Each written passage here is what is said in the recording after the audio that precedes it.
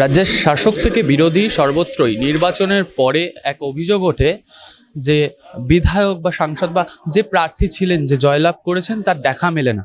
তবে এই বাংলার ২৬-এর নির্বাচনী আবহে আমরা যেই কেন্দ্রে রয়েছি, মধ্যমগ্রাম বিধানসভা কেন্দ্র, এখানকার প্রার্থী রথীন ঘোষ তৃণমূল কংগ্রেসের প্রতীকে তিনি লড়ছেন। স্বাভাবিকভাবেই এর আগের বারেরও তিনি বিধায়ক ছিলেন। সে জায়গা থেকে দাঁড়িয়ে মানুষের তার নাম ঘোষণা হওয়ার পর থেকে কর্মী সমর্থকদের মধ্যে উচ্ছ্বাস ক্রমশ আরও ফেটে পড়ছে।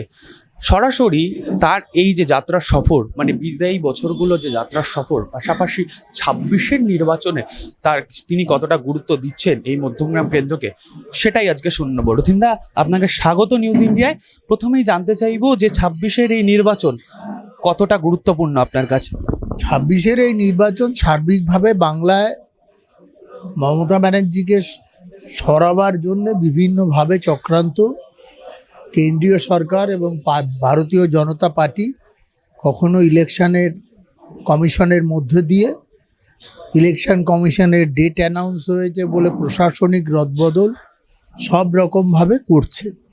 কিন্তু মধ্যমগ্রামের যেহেতু মানুষ এবং মধ্যমগ্রামের যারা আমাদের দলের সহকর্মীরা আছেন, তারা আমরা সারা সময় একসঙ্গে একযোগে থাকি বলে এইখানে সেইভাবে ভারতীয় জনতা পার্টি বা অন্যান্য রাজনৈতিক দল খুব একটা দাগ কাটতে পারছে না। কারণ আমাদের বিরুদ্ধে যারা প্রতিদ্বন্দ্বিতা করছে তারা কেউ এখানে থাকেন না, তারা কেউ কামারহাটিতে থাকেন, কেউ রাজারহাট গোপালপুরে থাকেন। কিন্তু ভূমিপুত্র হিসেবে মিউনিসিপ্যালিটির নিরিখে মধ্যম মিউনিসিপ্যালিটি তৈরি হয়েছে আমাদের এখানে ৯৩ সালের ৭ই সেপ্টেম্বর। প্রথম দফা থেকে আমরা সবাই কাউন্সিলর ছিলাম। 99-এ মিউনিসিপ্যালিটি চেয়ারম্যানও হয়েছে। তারপরে ২০০৯-এ মধ্যমগ্রাম বিধানসভা ডিলিমিটেশনে তৈরি হয়। ২০১১-তে পার্টি আমায় এখানে নমিনেট করে।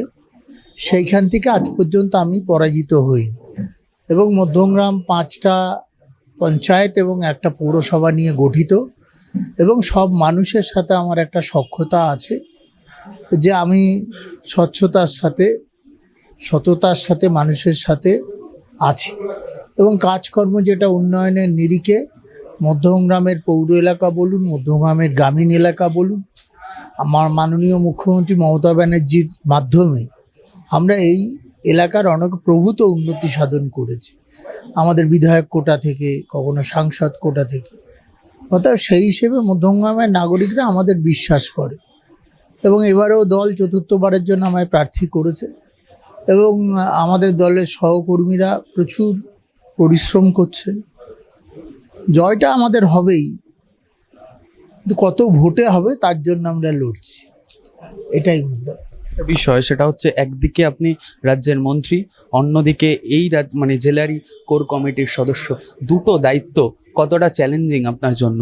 না, দেখুন, ব্যাপার হচ্ছে যে রাজ্যের মন্ত্রী এখন তার মন্ত্রিসভায় মন্ত্রিত্ব সকলেরই বজায় আছে, বিধায়কও সকলে বজায় আছে, কিন্তু এই মুহূর্তে চাপ কম, কারণ দপ্তরগুলোতে মডেল কোড অফ কন্ডাক্ট চালু হওয়ার ফলে সেইভাবে পলিসি ডিসিশনের কোনো প্রয়োজন হচ্ছে না। দ্বিতীয়ত হচ্ছে যে আমি ইলেকশন কমিটির কনভেনার ছিলাম, আমার সাথে আরও অনেক মানুষ যারা দায়িত্বে ছিলেন।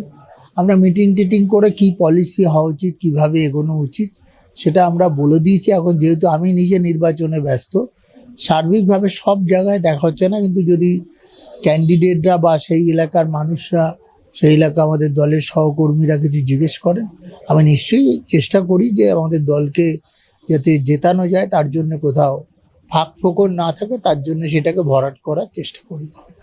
বিষয় সেটা হচ্ছে, ৫ বছর ধরে আপনি এই মধ্যমগ্রাম অ্যাসেম্বলির বিধায়ক, সে জায়গা থেকে দাঁড়িয়ে কোন কাজটিকে একেবারে গুরুত্বপূর্ণ চোখে দেখেছিলেন, যেটা আপনি মানে করতে পেরেছেন বা এর অভাব ছিল মধ্যমগ্রামবাসীর কাছে? হ্যাঁ, আমাদের অ্যাকচুয়ালি নিকাশি ব্যবস্থা এবং আমাদের রাস্তাঘাটের যে আরও বেশি উন্নতি সাধন, সব কাজ পুরসভা করেও আমি প্রায় ১০০ কোটির মতো অর্থ রাজ্যের বরাদ্দর থেকে এনে এখানকার মধ্যমগ্রাম পৌর এলাকা এবং মধ্যমগ্রামের গ্রামীণ এলাকাতেও বিভিন্ন কাজ মুখ্যমন্ত্রীর মাধ্যমে আমি করেছি।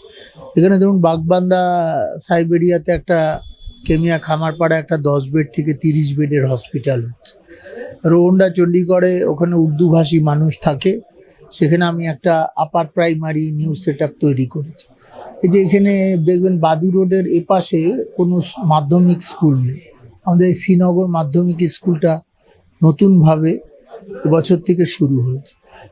আমাদের নেতাজি পল্লী পশ্চিম খিলকাপুরে ওখানেও আমরা একটা জুনিয়র হাই স্কুল তৈরি করতে পেরেছি। যতটা সম্ভব আমরা করেছি, তা সত্ত্বেও যেসব অসমাপ্ত কাজ আছে, এই নির্বাচনে যদি মানুষ আস্থা এবং দোয়া আশীর্বাদ করে, আমি নিশ্চয়ই সেটা রক্ষা করবার চেষ্টা করব।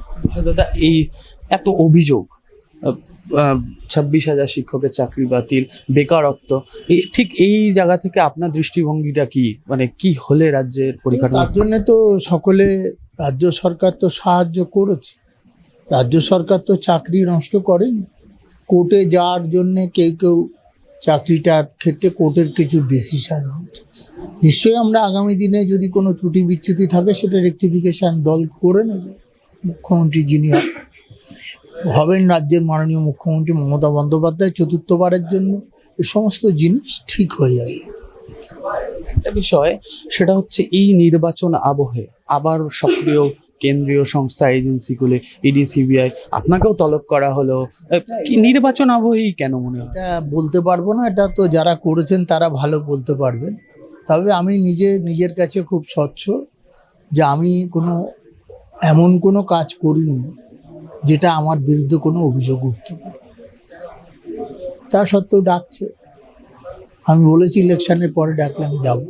আমি তো কোঅপারেট করতে চাই, সেটা তো অসুবিধে নেই। ভোটের আগে এই অতি সক্রিয়তা, সেটা তো তাদের ডিসিশন, এটা তো আমার ডিসিশন না। তারা কাকে ডাকবেন না ডাকবেন সেটা তাদের সিদ্ধান্ত। তারা মনে করেছেন যে এই সময় ডাকলে ভালো হয়, সেই জন্য ডেকেছে। এই অ্যাসেম্বলির প্রসঙ্গেই আসি, এই বিরোধীদের মতামত যে উন্নয়ন শুধু কাগজে কলমে হয়েছে, তাদের উদ্দেশ্যে আপনার কি বার্তা? এটা বিরোধীদের বলুন, যখন রাস্তাঘাটে চলাচল করবেন তখন হোঁচট খাচ্ছেন কিনা দেখবেন, রাস্তায় আলো আছে কিনা দেখবেন। আর ওই যেমন আমি মাঝখানে একটা দেখলাম যে আমাদের শ্রীনগরে একটা প্রাইভেট বাজার আছে, যেটা আমরা উন্নতি সাধন করতে পারি না। ব্যক্তি মালিকানার জায়গায় তো আমরা কাজ করতে পারি না, তার পারমিশন লাগে। সেইখানে একটু জল টল হয়েছে, হাটে হয়, আর সেই ছবি তুলে বলছেন যে এই তো উন্নয়ন। এটা এসব দেখিয়ে কোনো লাভ নেই। মধ্যমগ্রামের মানুষ জানে আমরা কি করেছি। মধ্যমগ্রামের রাজনীতিতে আপনি প্রধান প্রতিপক্ষ বলে কাকে মনে করছেন? কারণ একদিকে অনিন্দ ব্যানার্জি, অন্যদিকে যিনি আইএসএফ প্রার্থী রয়েছেন প্রিয়াঙ্কা দেবী, তিনি আছেন। কোনো প্রার্থীকেই দুর্বল ভাবি না, সব প্রার্থীকেই আমি প্রতিদ্বন্দ্বী হিসেবে চিহ্নিত করি, এবং সেখানে মানুষ যাদের আমাদের পক্ষে যত সাহায্য করবেন সেটার উপরে দাঁড়িয়ে ঠিক হবে কে 1, 2, 3, 4 হবে। তাদের উদ্দেশ্যে এক কথায় কি বার্তা দেবেন? যে মধ্যমগ্রামের এই অগ্রগতির ধারাকে বজায় রাখবার জন্যে, মধ্যমগ্রামের শান্তি স্থিতি রাখবার জন্যে তৃণমূল কংগ্রেস 15 বছরে তাদের কাছে পরীক্ষিত। আশা করি তারা আমাদের আবার পুনরায় নির্বাচিত হওয়ার সুযোগ করে দেবেন। এবার শেষ প্রশ্ন, সেটা হচ্ছে এই নির্বাচনে জয়লাভের পর মধ্যমগ্রামের জন্য কি কাজ হওয়া বাকি আছে এবং সেটি করতে চলেছেন? দেখুন, আমি তো আপনাদের বললাম যে আমাদের এখানে দোলতলা থেকে একটা আমরা নিউ টাউন অব্দি একটা রাস্তার জন্য প্রপোজাল দিয়েছি, সেটা ফেনকোয়ারি হয়েছে, সেগুলো আমরা করব। এবং আমাদের এই নোয়াই খাল এবং বাণীকণ্ঠ খাল, সেটা যাতে আরও দ্রুত বা ড্রাই পিচিং করে যাতে আরও বেশি সংস্কার করা যায়। এবং তৃতীয়ত হচ্ছে যে আমাদের মধ্যমগ্রামের কিছু নিকাশি ব্যবস্থার আরও বেশি উন্নতি সাধন করা। আমাদের কয়েকটা ওয়ার্ডে ডিপ টিউবওয়েল ওরিয়েন্টেড জল যায়, যেখানে আমরা গঙ্গার জল পৌঁছবার জন্য 169 কোটি টাকা আমাদের রাজ্য সরকার ডিপিআর তৈরি করেছে। এবং আরও টুকটাক অনেক কাজ আছে, সেই সব কাজগুলোই সমাধান করবার চেষ্টা করি। একদিকে তৃণমূলের হয়ে সুপ্রিমো অভিষেক বন্দ্যোপাধ্যায় এসে বারবার করে আর কি অর্থাৎ মমতা বন্দ্যোপাধ্যায় এবং অভিষেক বন্দ্যোপাধ্যায় দুজনেই নির্বাচনী প্রচার চালাচ্ছেন। অন্যদিকে বিজেপির তরফ থেকে কেন্দ্রীয় মন্ত্রিত্ব সহ বিভিন্ন যারা তারকা সাংসদ রয়েছেন তারা আসছেন। এই নির্বাচনী আবহে একেবারে বাংলাকে ঘিরে ফেলা, এই ব্যাপারটাকে কিভাবে দেখছেন এবং আপনার কি মনে হয় যে 26-এর পর, এই ফলাফলের পর ঠিক কি অবস্থান হতে চলেছে? 21-এও আমরা এটা দেখেছিলাম। 21-এও যারা এত বেশি রণধ্বনি করে প্রতিযোগিতায় এসেছিলেন আর যারা রোজ আসছেন, সারা বছর খুঁজে পাবেন না। নির্বাচন আসলে এরা আসেন পরিযায়ী পাখির মতো।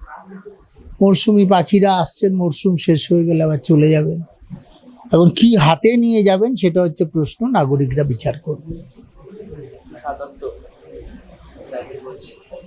আরে টার্গেট তো যখন আপনি পরীক্ষায় বসেন, 100 মার্কসের পরীক্ষা হলে 100-র জন্যই তো টার্গেট করে। ওরা 177-এর টার্গেট করছে, আমরা 294-এর টার্গেট করছি। ব্যাপার তো এক, সংখ্যাগরিষ্ঠতা যারা পাবে তারা। এবং আমাদের বিশ্বাস যে মমতা বন্দ্যোপাধ্যায় চতুর্থবারের জন্য মুখ্যমন্ত্রী হবে। একেবারেই নির্বাচনের প্রাক্কালে 294টি বিধানসভা কেন্দ্র এবং তার মধ্যে অন্যতম মধ্যমগ্রাম, এবং সেই মধ্যমগ্রামে জনতার রায় ঠিক কি দাঁড়ায়, অর্থাৎ মধ্যমগ্রামের বিধায়ক ঘরের ছেলে রথীন ঘোষের পাশে এই সর্বকালের মধ্যমগ্রামবাসী কতটা সমর্থন করে সেটাই এখন দেখার। মধ্যমগ্রাম থেকে ক্যামেরায় আকাশ দাসের সঙ্গে সাম্য গোস্বামী, নিউজ ইন্ডিয়া।